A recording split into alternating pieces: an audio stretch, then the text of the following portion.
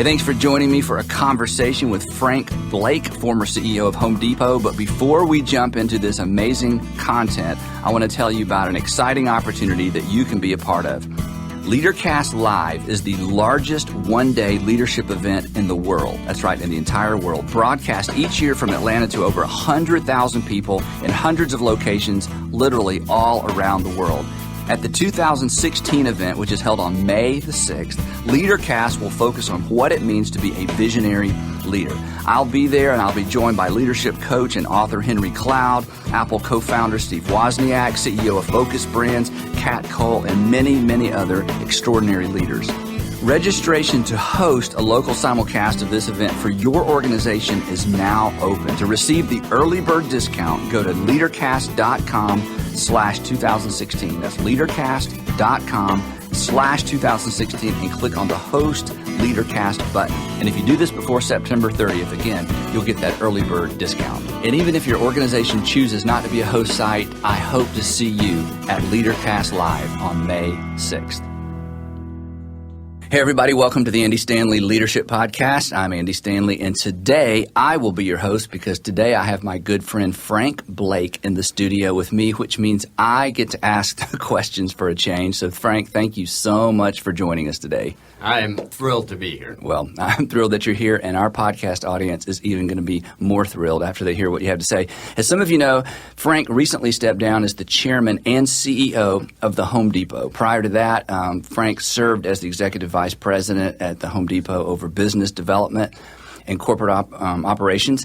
Frank previously served, and this is amazing, this is why we're so honored to have you here today, you're part of it. He previously served as the Deputy Secretary for the U.S. Department of Energy, General Counsel for the EPA, the Environmental Protection Agency, Deputy Counsel to Vice President George H.W. Bush. He worked with Jack Welch at General Electric. They continue to maintain their friendship, and Frank's got lots of Jack Welch quotes. Maybe he'll share one with us.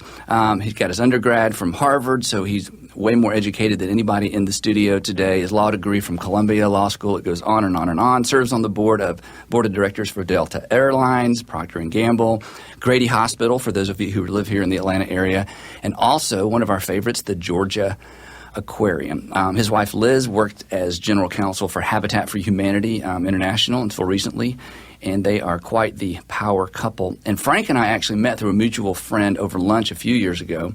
We stayed in contact ever since. And in a minute, if I'll quit talking, I'm going to let Frank talk a bit about the culture at Home Depot that he walked into, the trends that he inherited when he took the job. But first, I want to just give our listeners, if it's okay, Frank, just a little bit of context. We have lots of business owners, entrepreneurs, pastors, people who work in larger organizations. But just to give some scale and some scope for the environment that you stepped into at the Home Depot. Home Depot is an $83 billion business, $83 billion, over 2,200 stores. And then this is what is most staggering to me, 350,000 associates.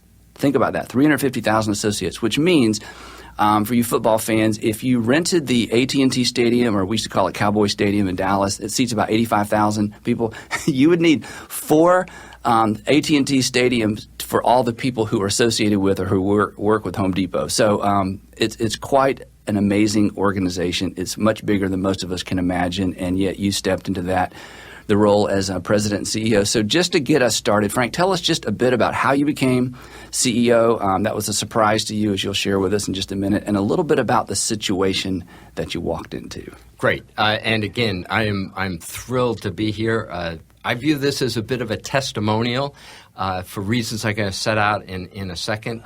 When I got this job, and it's a testimonial to Andy and the Leadership Podcast and what Andy teaches about leadership. And let me set the scene. In 2007, when the board of directors at Home Depot called and asked me to be the CEO, at that time, I had never had experience as a line leader of an organization. I had had staff positions through my career. Andy gave a little bit of the background to that. I'm a lawyer by training. I had had staff positions, moved into business, but they're all staff jobs. In addition to that, I didn't have very deep retail experience. I've been at Home Depot for 4 years, having worked at GE. And the transition at Home Depot was not a slow transition. It was the board calling, saying, you're the CEO, and literally the next day stepping into the job. So you didn't see this coming at all? Did not see this coming at all. It was nothing. You drive along at night thinking about things. I never thought about being the CEO of Home Depot or, frankly, the CEO of any company. And while let's just start at the bottom and work your way up, right? Exactly. And so while I had worked with some great leaders, and Andy referenced some of them, I hadn't given a lot of thought to leadership and what it was, how to think about leadership, never mind how to lead an organization of 350,000 people.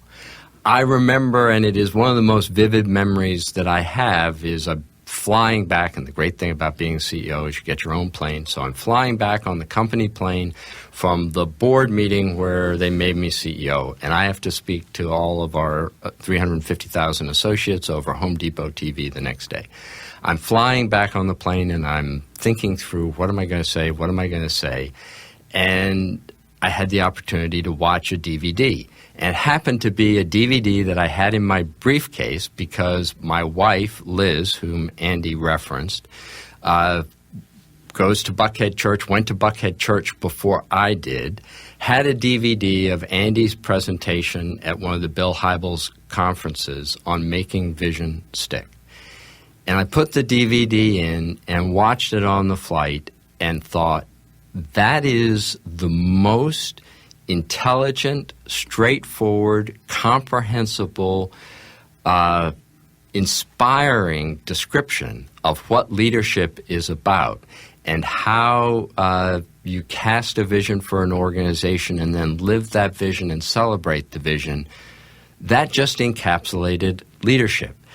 And it was truly if you think, for me, a personal fork in the road in terms of thinking about what I would be doing at Home Depot and how it changed my perspective. Because my perspective, if you had asked me, my perspective would have been what a leader does is make lots of decisions, and the more decisions you make, the more effective you are as a leader. And listening to that description from Andy really changed my entire perspective on the job. And I'll say this because Andy's too modest to say it. Again, I've had the opportunity to work with amazing leaders in business, in government, and elsewhere. And I believe, and I think my time, 8 years as CEO of Home Depot showed this, that Andy's leadership concepts are probably the most powerful leadership concepts out there. And I would just before getting farther into this, say the other part of the story is I'm very proud of what we accomplished at Home Depot over the 8 years. In 2007, we had a market capitalization of around $50 billion. In 8 years, we paid back to our shareholders through dividends and share repurchases around $50 billion. And the company now has a market capitalization of over $140 billion. Wow. So these concepts that I think maybe a lot of people listen to them and they think, well, that's awfully, that may be interesting in a church world, but how does that translate in the business world? I think they are deep and true leadership concepts. And then finally, sorry for the long introduction, the other part of that flight back was thinking about within Home Depot, we had a concept called the inverted pyramid, and that the CEO is at the bottom of the pyramid and the customers are at the top of the pyramid. And really for me, the 8 years of the CEO was linking Andy's concepts on leadership with how you think about running an organization where you truly put the customers at the top and the CEO at the bottom. So, long-winded introduction, but my comment to Andy has been, if you want a blank sheet proof of concept on his leadership principles, I'm here to give that testimonial because I didn't come laden with a lot of other thoughts. This is how I thought about leadership over the last 8 years. As uncomfortable and as potentially self-serving as all that may sound, one of the reasons I wanted to have Frank here is because I know this stuff works, but to hear it from a different voice, especially somebody in a very different organization than a local church, certainly means a lot, because these are principles, and principles are transferable. So tell us a little bit about those opening weeks and months at Home Depot, because things weren't going well. You walked into a very strange culture. You've given me some details. I don't know if you're willing to share those with our podcast audience, but here you are, just to paint the picture. To say it again, you have actually never been CEO of anything.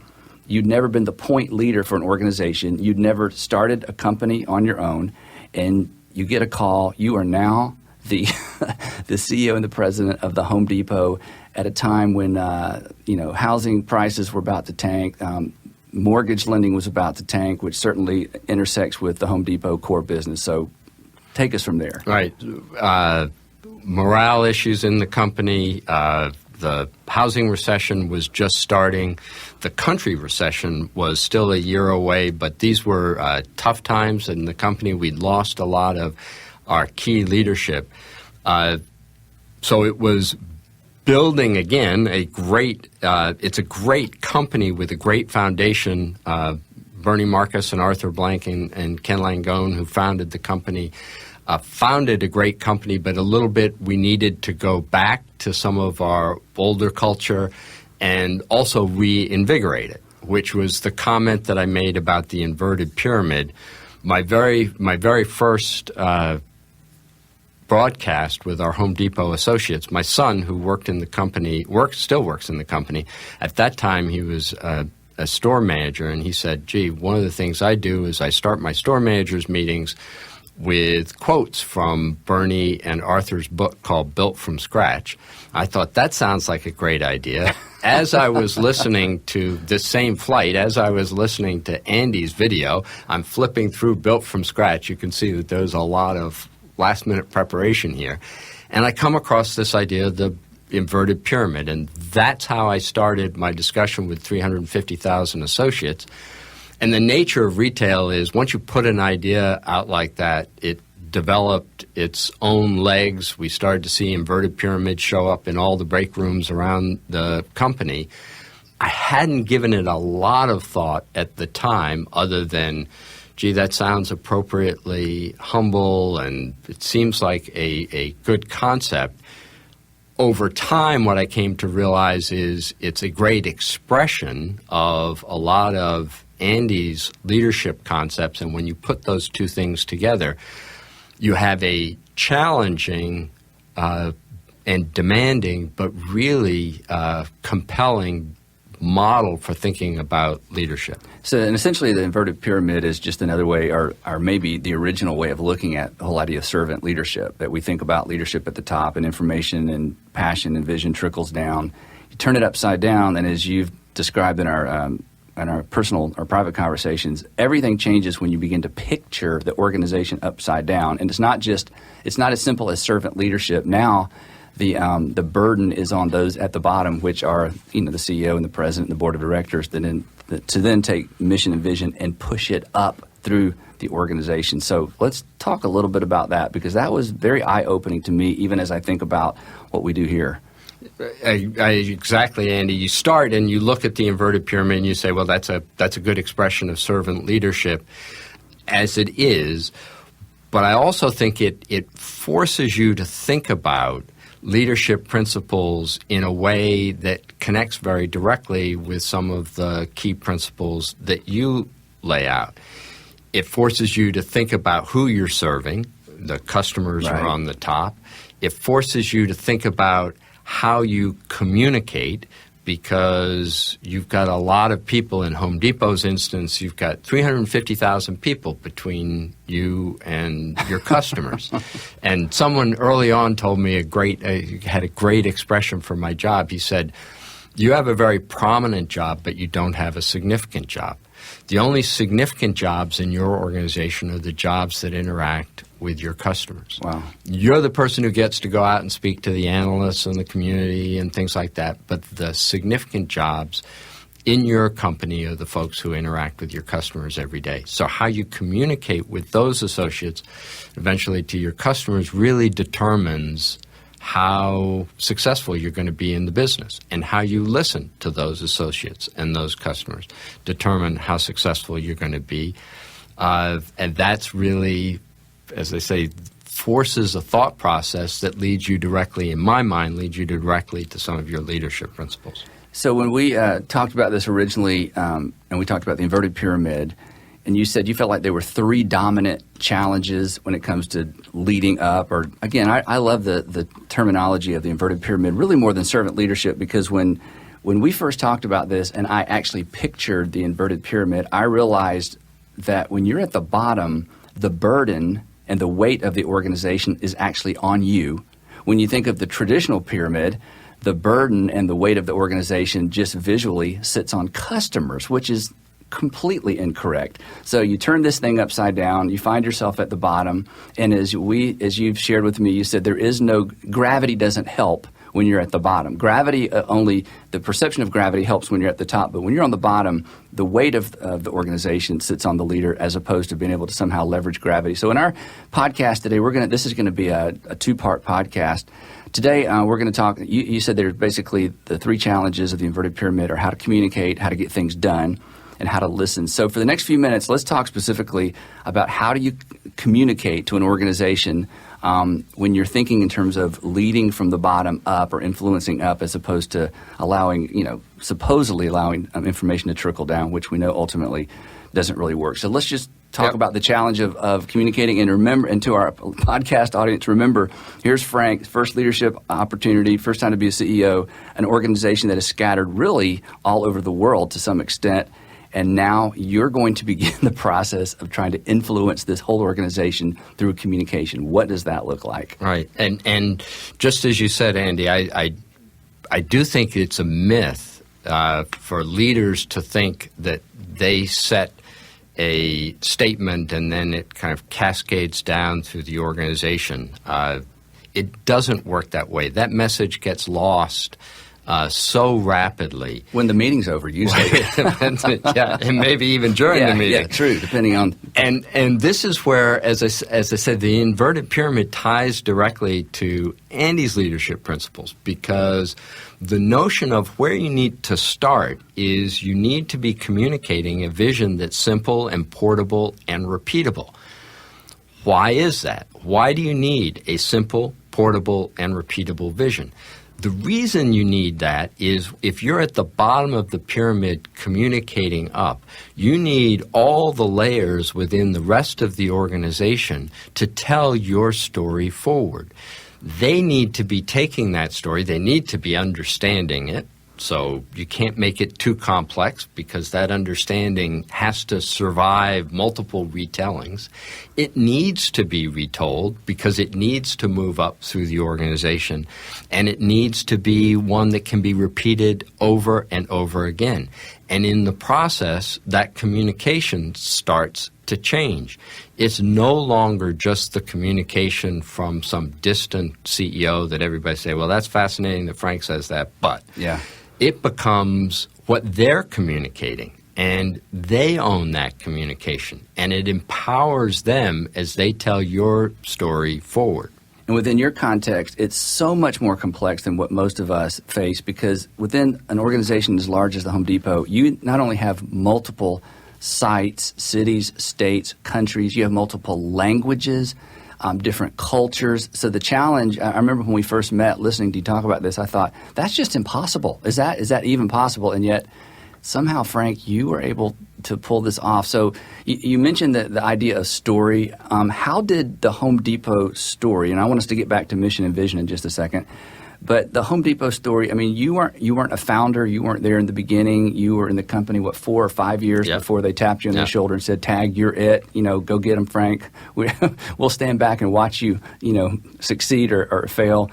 How did the Home Depot story become personal for you? And the reason I think this is important, as point leaders who are constantly bringing new people into the organization, we don't want them to simply do jobs. We want them to feel responsibility. We want the story of our organization to become their story. How did this become so personal for you that you were able to then in turn help make this personal for new people and people that have been there a long time? A couple of ways. First, as I mentioned, my son worked for the company, so I was able to see the story of Home Depot through his eyes. As a store manager. As a store manager. Yeah. It's a compelling, the Home Depot story itself, I won't go on too much about this, but it's a compelling story. Bernie Marcus and Arthur Blank were actually fired from their prior job. Bernie was in his 50s when he was fired.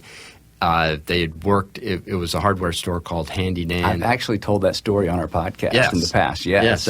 So from being fired, they went and set up the Home Depot here in Atlanta, and is very much a entrepreneurially driven success story. And a lot of the culture of the company, the core company culture, revolves around empowering the store managers to make his or her decisions within the store. Bernie and Arthur had a great expression. They said to the store manager, pretend it's your name on the front of the store, not Home Depot, and that's how you need to treat your store. And I spent a lot of time, so between spending time with my son and the other associates in the company, you realize the power of giving people an opportunity to succeed within a business like Home Depot. Every single one of our division presidents at Home Depot started as an hourly associate in the store. Wow. So you've got an enormous opportunity to succeed if you're willing to work hard. And in fact, Bernie Marcus's phrase was the number one thing to understand about Home Depot, in addition to the customer service, is that we take care of our associates, and we exist to make our associates successessful. So you were able to basically go back and leverage some of the history, exactly, personalize it, put your own terminology around it. But so you kept you kept the foundational concepts, and then I guess brought them up to date, personalized them, embraced them, and on you went. And I think that's an opportunity every single business leader has, whether it's within a division or department, a franchise. You don't have to be the founder for it to become your story. Right. And I think that's a big part of the takeaway from this. And again, and I didn't ask you this privately, so I don't know if this will make it to the podcast, but was it difficult for you to walk in and find yourself leading men and women who had been there not only longer than you, but began as hourly folks, when in fact you stepped in middle management? Here's a group of people that had paid to some extent a higher price to get to where they were. Was that a challenge? Or Absolutely. And I put a high premium myself on working in the stores. So actually spending time as working as the CEO, not very effectively helping customers. In fact, as I moved towards retirement, one time I was working in a store here in Atlanta, and the cashier came up to me in the break room, and she said, Frank, I just got to tell you this. One of my customers came up to me as he was checking out and said, does Home Depot have a new program with AARP? Because it's that old bald guy loading cars out in the lot. But yes, it put I felt an additional need. I think it's a good idea generally, but I felt an additional need to work in the stores and understand that from the store perspective. That brings me to something I was going to mention later, but I'll mention it now. When we first met, we were having lunch at Home Depot headquarters here in Atlanta. And I said to you, I don't remember exactly how I phrased the question, but I was trying to picture what do you even do? I mean, I'm thinking the CEO, president of Home Depot must sit in an office and just look at spreadsheets all day long. What does Frank Blake do on Tuesday afternoon? And when I asked you that question, you said, I walk the floors of the stores, and I put on an orange apron because that customer, the relationship with the customer is everything. And I've never forgotten that. I've shared that so many times that every organization has critical events.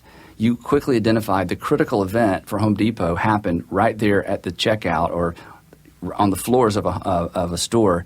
So for you to, again, skip multiple layers, put on an orange apron, and walk the floors of a Home Depot store, I think that has contributed a great deal, not only to your success, but obviously it would be much easier for the Home Depot story to become your story. And I think that's a fantastic illustration of the inverted pyramid. You figured out a way to actually physically move from the very bottom, which is the top traditionally, to the top, which is the bottom traditionally, to interact with customers to the point where they complained about your customer service.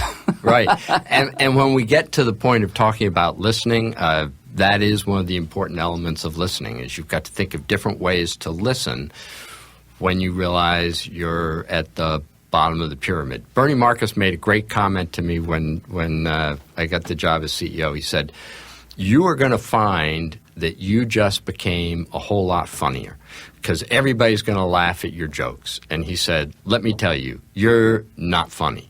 And there's a deep truth to that in the sense that as a leader, people tend not to want to tell you tough things to hear. And you have to push yourself to get to the position where you're hearing those tough things, and with people who are willing to tell you them. And our customers are great at giving feedback, as are our frontline associates. Yeah, we're going to talk a lot about that next month when we talk about listening. That's a great prelude. So getting back to the mission vision piece, the vision has to be portable, memorable. So where did you land with Home Depot as it relates to mission and vision? What was that portable takeaway? So our vision was set to be the best customer service retailer in the world. That was our vision. Say it one more time, to be the best customer service retailer in the world. And the most powerful thing, and if there's just one part of that initial DVD listening to Andy talk about leadership that took up a lot of my time at Home Depot, but I believe was one of the most important things we did, was you set the vision, but then you have to live to the vision, and then you have to celebrate the vision. And those three things are actually mutually self-reinforcing. As you live the vision, you're more comfortable talking about it. As you celebrate the vision, you understand it better. And I spent personally a lot of time at Home Depot celebrating people who did great things on customer service. Every weekend, I would spend an afternoon just writing handwritten notes to our associates for great things that they had done all over the country, Canada, Mexico. We did videos every week that would take the best example of customer service and broadcast that video to all of our associates. We had special customer service awards. There is a very common saying in business that you get what you measure. I believe that. You get what you measure. I think the brilliance of Andy's discussion of leadership is I would amend it by saying you also get what you celebrate. And for me, that was not a natural learning. As Andy said, I'm a lawyer by training. That means, I live in shades of gray. I don't tend to celebrate and get excited. It didn't come naturally to me. And the celebration is the most important thing you do, because when you think about one of your jobs is how do you get people who are working in your organization to understand what you want? The most powerful way to do that is to celebrate them when you catch them doing it. Right. And that is so powerful because it's not it feels to the person like, I understand it. I understand this. I did this, and I'm getting recognized for it. I'm getting celebrated for it. And they don't have to be big celebrations. I mean, these were, as I said, for the most part, handwritten notes, videos. We did do monetary celebrations as well. But the celebratory atmosphere around your vision and making sure you're living your vision so that you're not doing things that are discordant with your vision. Again, when you think about leading an organization from the bottom of the pyramid, that is the best way to get the associates at the top of the pyramid to understand, because they internalize it, and then they celebrate it. In fact, we had a program within Home Depot where the associates could celebrate themselves for great customer service. How did that information get to you? Because obviously you put a lot of time and thought. Right. It's one thing for me, I can walk the halls of a local church and catch people doing things, pat them on the back, write a note. Somehow information is filtering from all over the country, Canada, Mexico, to your office so that you know enough to be able to write a letter that, it's not, hey, good job. You knew, you had specifics. Exactly what it was. How did that information get to you? And I think it's a great question, and another powerful thing about what you start to do when you start thinking about celebration. So we actually had by week all of the districts, the regions, and our divisions, so that's kind of how we're organized, they would roll up examples of great customer service. At the start... This was part of their job description. This was part of what they did. At the start, to be honest, it didn't... Everybody, what are we doing? Who's got time for this? Who's got time for this? Yeah. This seems awfully random and silly. And then, just as one would predict from your principles, it started developing a momentum of its own. People wanted to be on the list of what got rolled up as the greatest thing in the district, the greatest example. And we have just amazing associates in the company.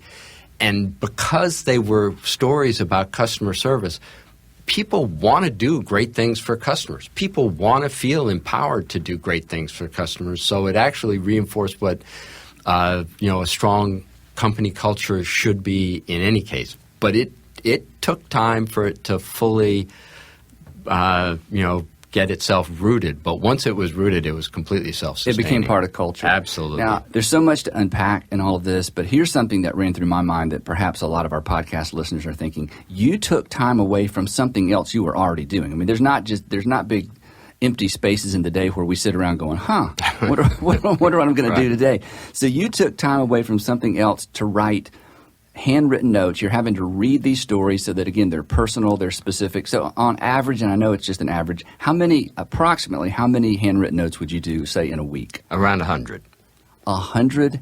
So, and again, if I was just writing the same note over and over and over 100 times, I can't imagine doing that. But again, processing the specifics of the story, that's unbelievable. And the other reason I think this is so important is, when you laid out as the vision for Home Depot to be the best customer service retailer in the world, and you're looking at this enormous flywheel asking the question, how do I even begin pushing this? How do I not push this down through the organization, but push this up through the organization?